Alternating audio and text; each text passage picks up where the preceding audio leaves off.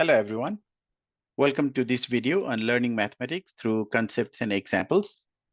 In this video, we are going to learn about the derivative. So we are going to look at a couple of examples on derivative of a function. Let's begin with first example. So here is our problem. We have to find the fourth derivative of this function, f of x equal to 3x to the negative 1.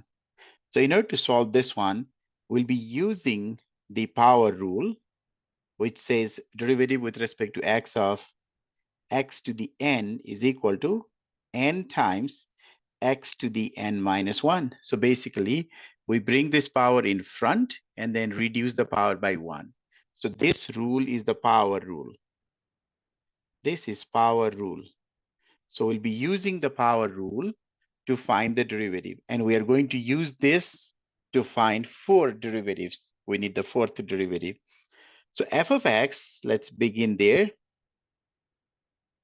Okay, we have function f of x is equal to 3 times x to the negative 1. So the first derivative would be 3 is a constant, so we can keep it like that. And to find the derivative of x to the negative 1, we bring that 1 in front. So it will be 3 times negative 1. And then we reduce the power by 1. So negative 1 minus 1, that would be negative 2. So what we get is negative 3x to the negative 2. Or directly, you can bring this power in front and multiply with that, which will be negative 3. Now, the second derivative is equal to, if you repeat the process, so we bring this 2 in, negative 2 in front and multiply with that. So negative 2 times negative 3, that's a 6. And then you reduce the power by x by 1, power of x by 1. So negative 2 minus 1 is a negative 3. So that is the second derivative. Third derivative would be, third derivative is equal to, if we repeat the process, we bring this 3 in front, negative 3 in front and multiply. So negative 3 times 6 is negative 18. And we reduce the power of x by 1, negative 3 minus 1 is negative 4. So finally, the fourth derivative, we write like this. For higher derivative, we write that number inside the parenthesis, meaning that is the derivative. So the fourth derivative is equal to, so again, we bring this 4 in front and multiply. So negative 4 times negative 18 is positive 72. And we reduce the power of x by 1. So if you subtract 1 here, then it will be negative 5. So that is the derivative, fourth derivative of the given function. Okay, that is the first example where we use the power rule to find the fourth derivative of the given function. Let's move on to example 2. So here is example 2. We have to find the third derivative of this function, but what you have to do is, if you look at this function, this is a composite function, so you have to use the chain rule. And remember, to use the chain rule, we first find the derivative of outside function and multiply by the derivative of inside function. Now, our function is f of x is equal to, okay, third root we can write like this. 15x plus 1 raised to the power 1/3. Power 1/3 means third root. So just like in the previous example, we can use the power rule and then we multiply by the derivative of inside function. That is for the chain rule part. So the first derivative would be, so what I mean by that is we bring this 1/3 in front. Okay, we bring 1/3 in front and we have 15x plus 1. We reduce the power by 1. 1/3 minus 1 is negative 2/3. And we have to multiply by the derivative of the inside function. The derivative of inside function is 15. And if we simplify this, we have 1/3 of 15, which is 5 times 15x plus 1 raised to negative 2/3. That is the first derivative. Now let's find the second derivative using the same concept. So the second derivative would be, okay, what we do is we bring this power in front, which will get multiplied with this one. So negative 2/3 times 5 will be negative 10/3, because 5 times 2 is 10. So 10/3, then you have a 15x plus 1. We reduce the power by 1. Negative 2/3 minus 1 will be negative 5/3. And we multiply by the derivative of inside function, which is 15. So now, if we simplify that, negative 10/3 multiplied to 15 is a negative 50. And we have 15x plus 1 raised to negative 5/3. So that is the second derivative. We are asked to find the third derivative, so we have to go one more time. Third derivative is equal to, same concept. First, we use the power rule. So we bring this number in front and multiply. So negative 5/3 multiplied to 50. Negative times negative will be positive. 5 times 50. 5 times 5 is 25. And 5 times 50 will be 250. 250 over 3. 250 over 3. And you have 15x plus 1. We reduce the power by 1. So if you reduce the power by 1, negative 5/3 minus 1 is negative 8/3. Negative 8/3. And you multiply now by the derivative of inside function, the chain rule. You multiply by 15. So let's simplify that and write here. So the third derivative is equal to 250 over 3 times 15 is 1250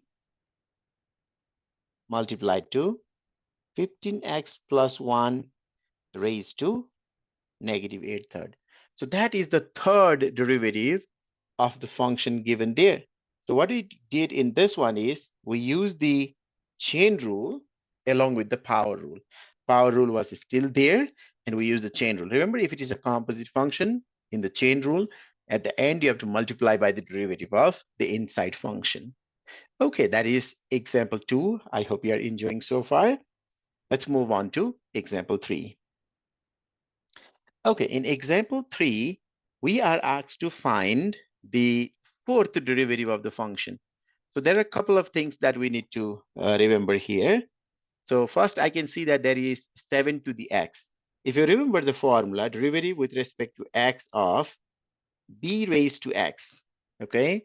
Derivative with respect to x of b raised to x is equal to b raised to x multiplied to log b. That is the formula, okay? Similarly, the derivative of natural log will be 1 over x. So we'll be using that. So let's do it. Let's begin with the first function. That is, the function is f of x equal to 7 raised to the power x plus the natural log of x minus 177x. The first derivative, f prime x, is equal to, so if you use the same formula that I have written here, log b is a constant. I can write that part first. So it will be log 7 times 7 to the x. Derivative of 7 to the x is natural log 7 times 7 to the x. Remember, natural log 7 is a constant. Plus, the derivative of natural log x is 1 over x. Minus, derivative of 177x is 177. 177 is constant. And derivative of x with respect to x is 1. So that is 177. Now let's repeat. Second derivative would be natural log 7 is a constant. I can keep as it is. And then we have 7 to the x. The derivative of 7 to the x is again natural log 7 times 7 to the x. And then the derivative of 1 over x is negative 1 over x squared. And the derivative of 177 is 0. So what we get is the second derivative here is, this is equal to natural log 7 squared, because it is 2 times, then 7 to the x minus 1 over x squared. So let's find third derivative. third derivative would be, now you see the pattern there. So again, we have to multiply when you find the derivative of this one. Natural log 7 squared is a constant. From here, you get natural log 7 times 7 to the x. So when you multiply with the log squared, you get natural log 7 cubed 7 to the x. And if you simplify this using power rule, you can use the power rule and simplify that. You should get plus 2 over x cubed. Okay, you can find this derivative using the power rule. Now, finally, we can write our fourth derivative. So the fourth derivative would be, repeating the same process, this one will be natural log 7 raised to 4 times 7 to the x. And if we find the derivative of this one using the power rule, it will be negative 6 over x to the 4. Okay, so that is the derivative, fourth derivative of the given function. Here we use the derivative of b to the x continuously for 4 times. And then we find the derivative of natural log x, which is 1 over x. And we continue to find the derivative of that using the power rule. Whereas over here, we find the derivative of third one, 177x is 177. And when you find the derivative again, that becomes 0. Okay, that is the third example. I hope this makes sense. Now, let's go to fourth example. So here in this one, we are asked to find the 36th derivative. That means you have to do this derivative. You have to find the derivative of this function 36 times. So that looks very long. So what we do is we'll try to look for some pattern and then we'll find the derivative. So let's begin.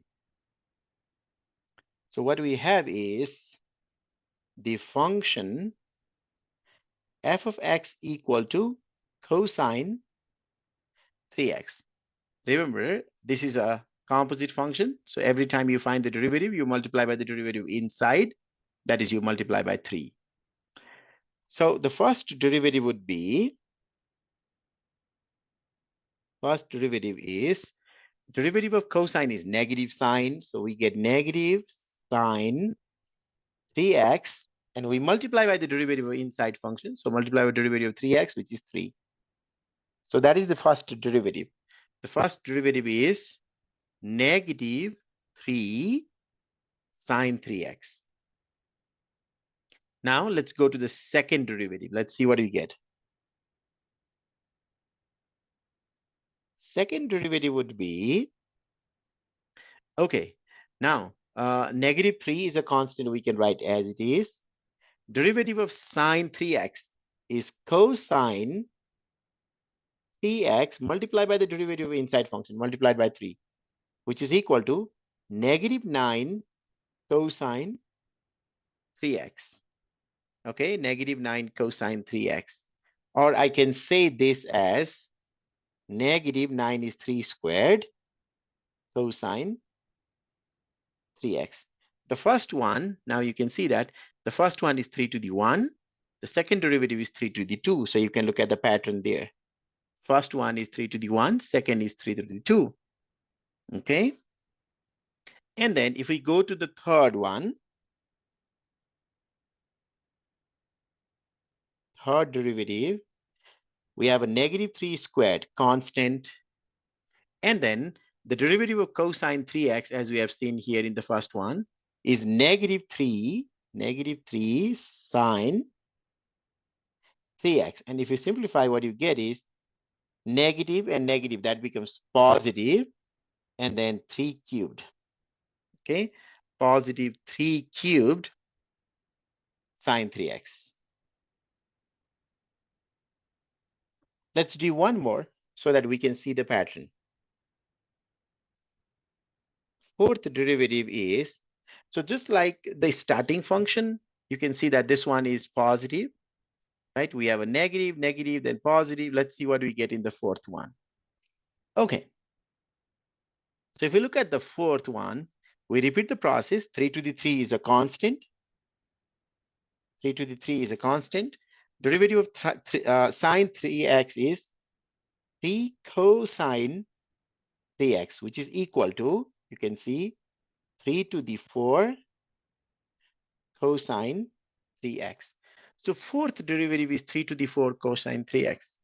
Now, if you think of 36, 36 is a multiple of 4. And here we see that every fourth is a positive. The fourth derivative would be 3 to the 4 cosine 3x. So that means if we continue like that, okay, if we continue like that, the 36th derivative would be, 36th derivative would be, like fourth derivative is 3 to the 4th, eighth derivative will be 3 to the 8th, and then 12th derivative will be 3 to the 12th. The 36th derivative will be 3 raised to 36. And then you can see that we start with cosine, we end up here with cosine. That means the 36th derivative will also end with cosine 3x. So we can actually look at the pattern and then we can directly write the 36th derivative like this. But if you want to find the derivative continuously 36 times, you'll get the same result, but that is not an efficient way of doing it. You have to find a couple of derivatives and then you look for the pattern, because the derivative cosine will be sine and then cosine. It just repeats like that, but you have to look for the pattern that can help you to get to the particular derivative. In this one, 36 is a multiple of 4, so we can go that way. Okay, I was not able to make the connection from the second derivative, because when I get the second derivative, I get the negative, and then when I go to the fourth, I get the positive. So I was doing few more after the second one. So always try to do a couple of them, then that will help you. Okay, that is our fourth example. Let's go to the fifth one. So in the fifth one, they have given the graph here, and we are asked to identify open intervals on which the graph of the function is increasing or decreasing. Assume that the graph extends past what is shown. Meaning of that is, I can put arrows at the end, and this graph can continue forever. That is the meaning of that. Okay, we have to write where is this function increasing.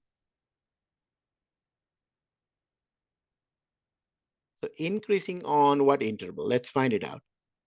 So if you look here, let's see, this value here is a -4. Okay, let me go there and check that value. I'm going to draw a line there, this line here. You can see that on the left of that, the function is always going up. So it's increasing there. And then I can also draw a line here at +4. And you can see that after +4, okay, here is x equal to 4. After +4 on this interval, the graph is again going up or increasing. So the graph is increasing from -infinity up to -4. Okay, -infinity up to -4. And also on this interval from 4 up to infinity. Here also the graph is going up, 4 up to infinity. And if you want to combine these two intervals together, we can just write u in the middle, union. So the graph is basically increasing on these two intervals. And let's see where it is decreasing. Okay, decreasing on. So for all values of x between -4 and +4, you can see that the graph is going down. Meaning of that is it is decreasing on that interval. So it is decreasing from -4 up to 4. So if we know the graph of the function, we can easily look at the graph and tell where the function is increasing and where it is decreasing. So that was example 5. Okay, example 6. So in this one, we are asked to find the critical point of the function. So when we say critical point, these are the points where the first derivative of the function is undefined or 0. So let's first find the first derivative. Okay. So here, the first derivative would be, we can use the power rule. That means we bring this power in front. So 2/3 multiplied to 15. So 2/3 multiplied to 15 will be, if I multiply 2 times 15 is 30. 30 over 3 is a 10. So that becomes 10. 10. And if you reduce the power by 1, 2/3 minus 1, that is equal to -1/3. negative 1/3. And then plus, for this one, we bring the power in front, so that becomes 5/3. And then we decrease the power of x by 1. So if you do 5/3 minus 1, that will be 1/3, x to the 1/3. Okay, this can be simplified a little bit. So let me write here. We can write like this: 10 over x to the 1/3. For x to the negative 1/3, I can write in the denominator and make it a positive. And then the next, what I have is 5 times x to the 1/3 over 3. So you can see that we can combine this fraction by making a common denominator. Okay, we need to make a common denominator. One of them has a denominator of 1/3 x to the 1/3, and other one was 3. So that means the least common denominator will be 3 times x to the 1/3. So what we do is we multiply the first fraction by 3. We multiply the first fraction by 3. So it becomes 3 times x to the 1/3. So here, 3 times x to the 1/3. So we multiply by x to the 1/3. Second fraction, we multiply by x to the 1/3 on both numerator and denominator. So that the denominator would be 3 times x to the 1/3. Denominator is 3 times x to the 1/3. And numerator will be 3 times 10 is 30. Okay, 30 plus what we get here is 5 times. Okay, hold on, one thing here. Just look at this one. Here we reduce the power by 1. 5/3 minus 1 is 2/3, not 1/3. So that is a 2/3. That's my typo there. I can say, okay, that is 2/3. So 2/3, x to the 2/3 multiplied to x to the 1/3 is just x. So that becomes 5x, because it is x to the 3/3. 3 over 3 is 1. So that's what we get. That is the derivative. Now, what we know is, in order to find the derivative, I mean, the critical points are the points where the first derivative is undefined or 0. So if the first derivative is undefined, if the first derivative, okay, if the first derivative is undefined, then see, this is my first derivative. This fraction is my first derivative. Fraction will be undefined if the denominator is 0. So this is possible when 3 times x to the 1/3, our denominator is 0. And if we solve this equation, we get x equal to 0. So one of the critical points is x equal to 0.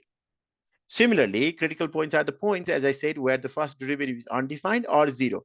Now, if the first derivative is 0, if the first derivative is equal to 0, then meaning of that is this one, this is my first derivative. This will be 0. This fraction will be 0 if the numerator is 0. That is, if 30 plus 5x is equal to 0.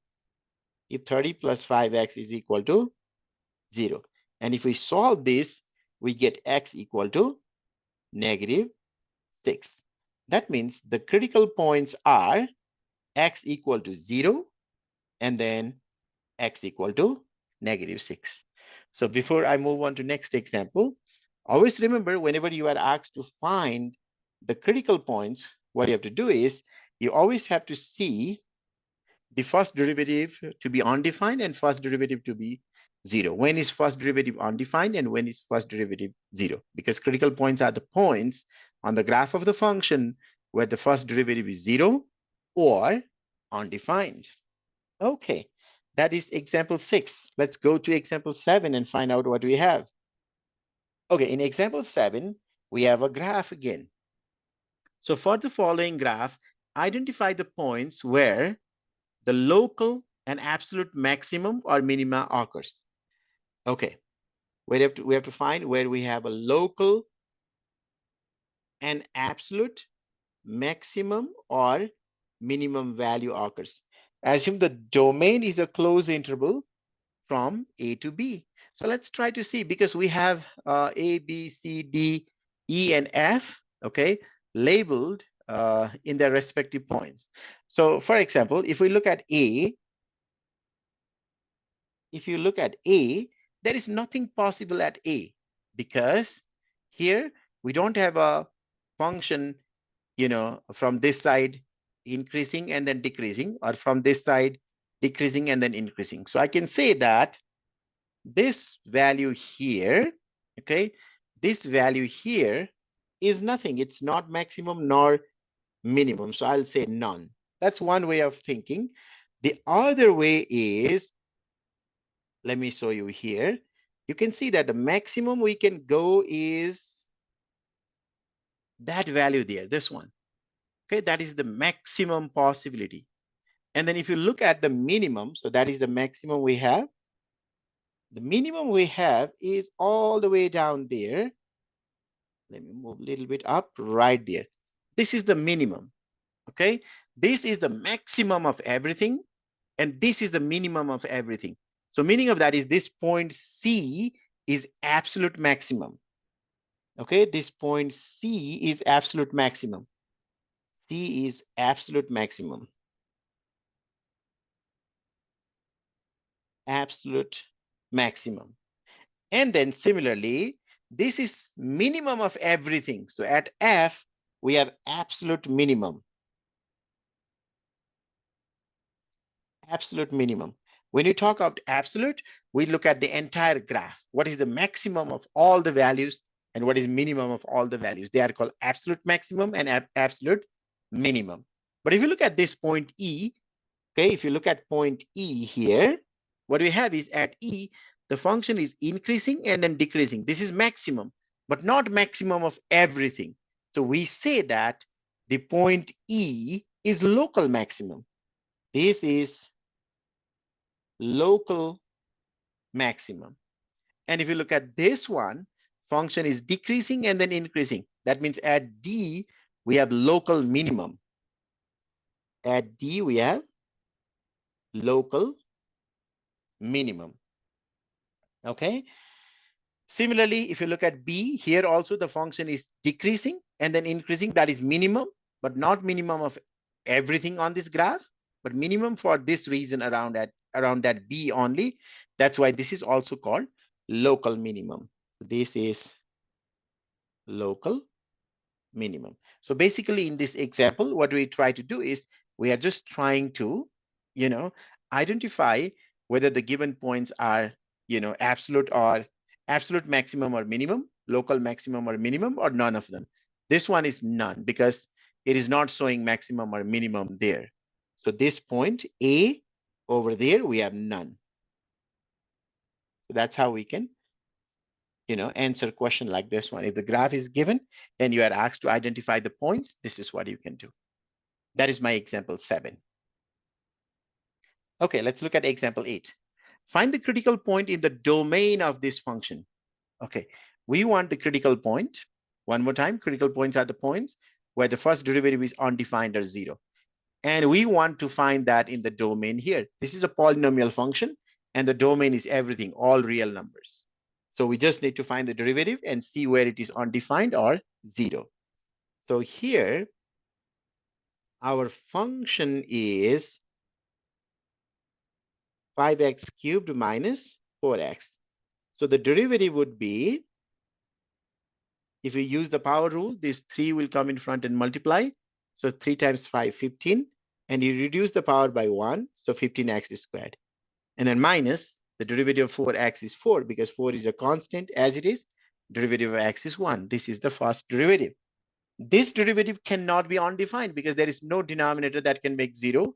There is no radical where the radicand would be negative. Okay, so the only possibility is this can be 0.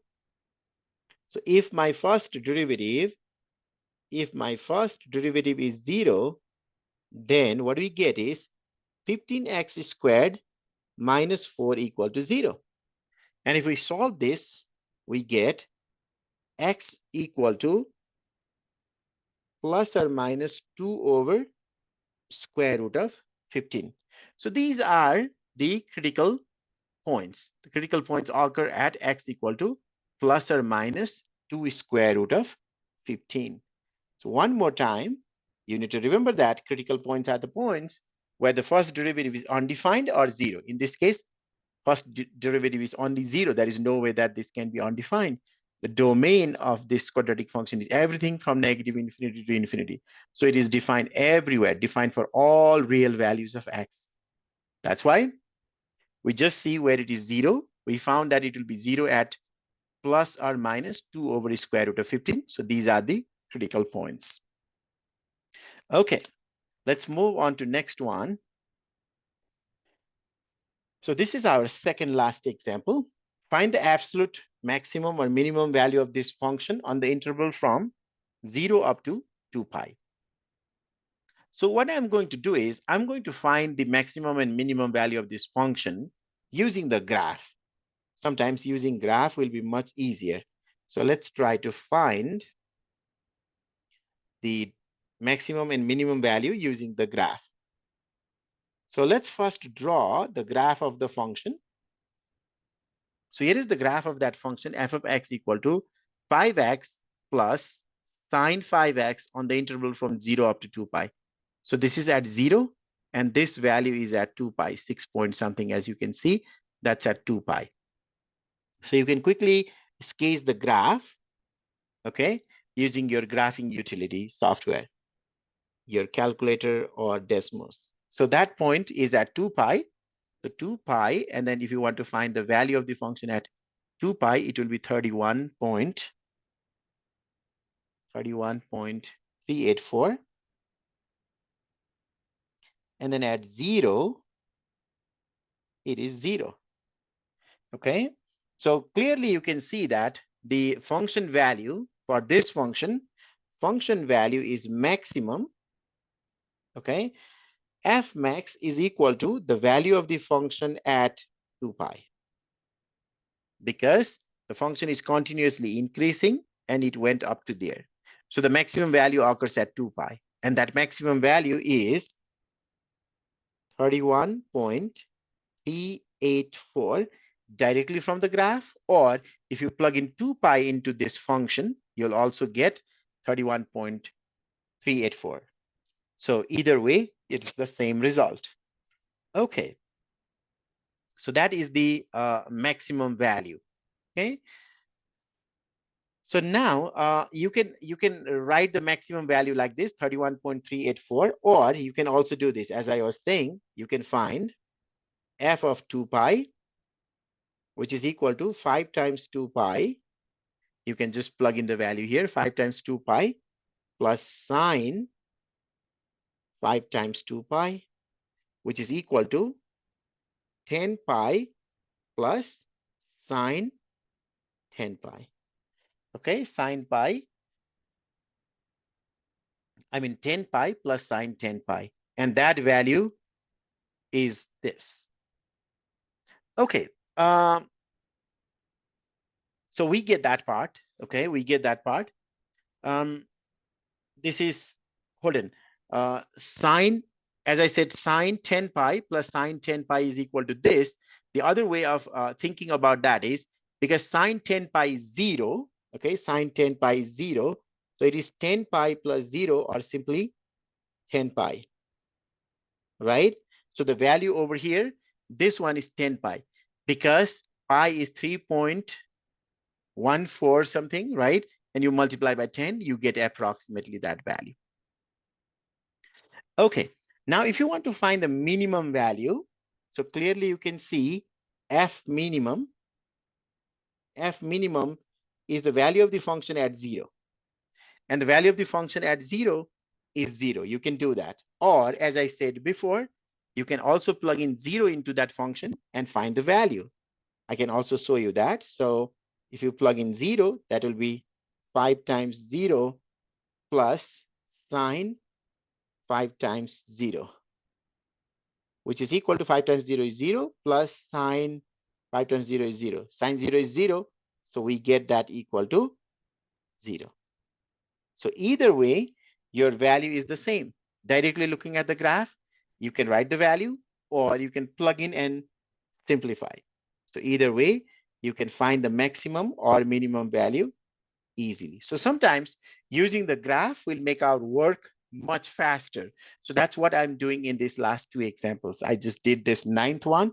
Let's look at the 10th one. We are also going to use the graph to solve that problem. So here is that. So in this one, the question is, how many critical points does the function f of x equal to 8 sine squared 7x have on the interval 0 to pi? So what you have to do is, you have to sketch the graph. Okay, to make it easy, we can first sketch the graph like that. We can sketch the graph of 8 times sine squared 7x over the interval 0 up to pi. Okay, pi is 3.14, so here is 3. We go up to there.